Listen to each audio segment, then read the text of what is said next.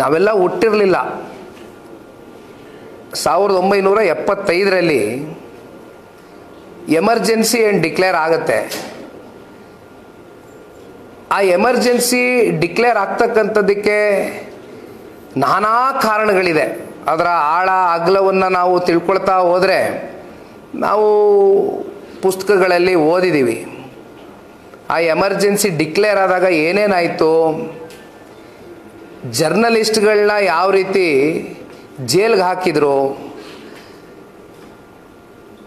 ಯಾತಕ್ಕೋಸ್ಕರ emergency declare ಆಯಿತು,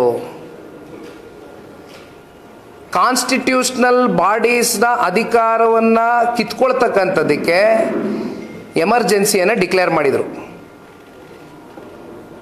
1971ರಲ್ಲಿ ಚುನಾವಣೆ ಆಗುತ್ತೆ. ಆ ಚುನಾವಣೆಯಲ್ಲಿ ಪೂರ್ಣ ಪ್ರಮಾಣದ ದೊಡ್ಡ ಬಹುಮತದಿಂದ ಕಾಂಗ್ರೆಸ್ನ ಸರ್ಕಾರ ಆಡಳಿತಕ್ಕೆ ಬರುತ್ತೆ. ಅಲ್ಲಿ ಒಬ್ಬ ಸೋಷಲಿಸ್ಟು ಒಂದು ಪೆಟಿಷನ್ನ ಫೈಲ್ ಮಾಡ್ತಾರೆ. ಈ ಚುನಾವಣೆ ನಡೆದಿರ್ತಕ್ಕಂಥ ಪ್ರಕ್ರಿಯೆ ಎಲ್ಲೋ ಒಂದು ಕಡೆ ಎಲೆಕ್ಟರಲ್ ಮ್ಯಾಲ್ಫಂಕ್ಷನ್ ಆಗಿದೆ. ಇಲ್ಲಿ ಚುನಾವಣೆ ಪ್ರಕ್ರಿಯೆ ಏನು ನ್ಯಾಯಬದ್ಧವಾಗಿ ಪಾರದರ್ಶಕವಾಗಿ ನಡಿಬೇಕಾಗಿತ್ತು, ಅದು ನಡೆದಿಲ್ಲ ಅಂತಕ್ಕಂಥದ್ದನ್ನ ಪೆಟಿಷನ್ ಫೈಲ್ ಮಾಡ್ತಾರೆ. ಅಲಹಾಬಾದ್ ಹೈಕೋರ್ಟ್ನಲ್ಲೂ ಕೂಡ ಅದು ಹೌದು ಅಂತಕ್ಕಂಥದ್ದು ಕೋರ್ಟ್ನಲ್ಲಿ ಒಂದು ಜಡ್ಜ್ಮೆಂಟ್ನ ಕೊಡ್ತಾರೆ.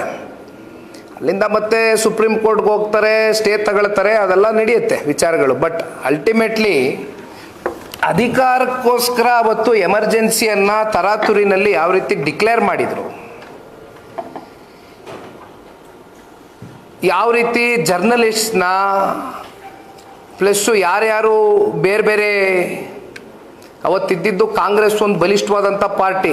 ಕಾಂಗ್ರೆಸ್ ಬಿಟ್ಟರೆ ಆ್ಯಂಟಿ ಕಾಂಗ್ರೆಸ್ನ ಇವತ್ತು ಯಾರಾದರೂ ಒಂದು ಪ್ರತಿಪಕ್ಷ ಅಂತಕ್ಕಂಥದ್ದು ಇರಬೇಕಾಗಿತ್ತಲ್ಲ, ಆ ಪ್ರತಿಪಕ್ಷದ ಒಂದು ಜವಾಬ್ದಾರಿಯನ್ನು ಸಾಕಷ್ಟು ನಾಯಕರುಗಳನ್ನ ಒತ್ತಿದ್ರು.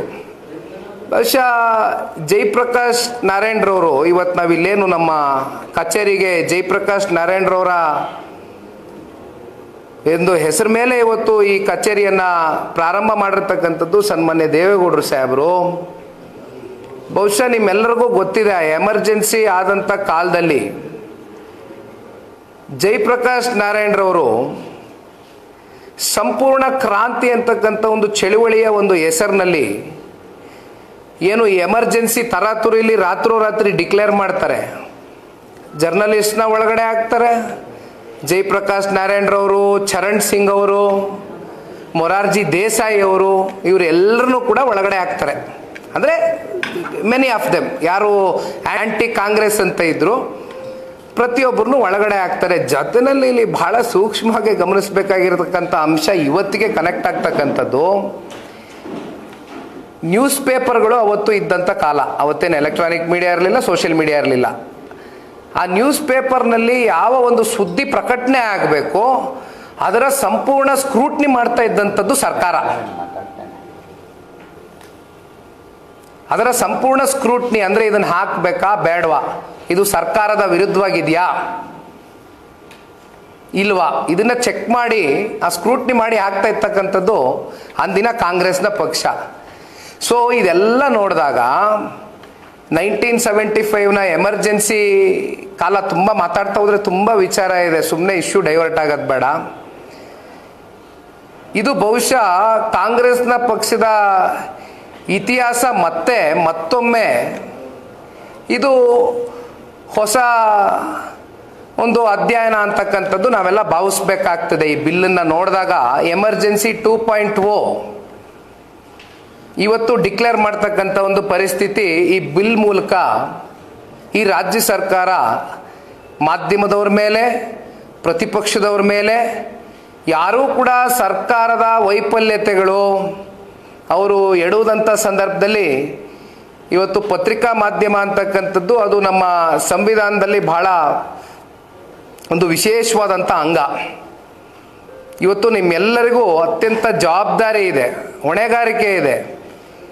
ರಾಜ್ಯದಲ್ಲಿ ಸರ್ಕಾರಗಳು ಎಡುವುದಂಥ ಸಂದರ್ಭದಲ್ಲಿ ಅವ್ರಿಗೆ ನೀವು ತಿದ್ದತಕ್ಕಂಥ ಶಕ್ತಿ ನಿಮ್ಮಲ್ಲಿದೆ. ಆದರೆ ನಿಮ್ಮ ಶಕ್ತಿಯನ್ನು ಇವತ್ತು ಕಿತ್ಕೊಳ್ತಕ್ಕಂಥದ್ದು, ಹತ್ತಿಕ್ಕತಕ್ಕಂಥದ್ದು, ಜೊತೆಯಲ್ಲಿ ಪ್ರತಿಪಕ್ಷಗಳು ಕೂಡ ಇವತ್ತು ಏನೂ ಮಾತನಾಡಬಾರ್ದು. ಈ ಸರ್ಕಾರದ ವೈಫಲ್ಯತೆಯ ಬಗ್ಗೆ ಒಂದು ಚಕಾರ ಮುಂದಿನ ದಿನಗಳಲ್ಲಿ ಎತ್ತಿದ್ರೆ ಬಹುಶಃ ಇವತ್ತು ನಾವು ನೀವೇನು ಇಷ್ಟು ಮನಸ್ಸು ಬಿಚ್ಚಿ freedom of speech, freedom of expression ಅಂತ ಮಾತಾಡ್ತಾ ಇದ್ದೀವಿ. ಮುಂದಿನ ದಿನಗಳಲ್ಲಿ ಏನಾದರೂ ಈ ಬಿಲ್ ಜಾರಿ ಆದರೆ ನಾವು ನೀವೇನಾದ್ರು ಹಿಂಗೆ ಕೂತ್ಕೊಂಡು ಪ್ರೆಸ್ ಅಡ್ರೆಸ್ ಮಾಡಬೇಕು ಅಂದರೆ ನೀವು ಪ್ರಶ್ನೆ ಕೇಳೋರಿಗೆ ನಿಮಗೂ ಕೂಡ ಒಳಗಡೆಯಿಂದ ನಾವು ಎಂಥ ಪ್ರಶ್ನೆ ಕೇಳಬೇಕು ಅಂತ ನೀವು 100 ಬಾರಿ ಆಲೋಚನೆ ಮಾಡಬೇಕು.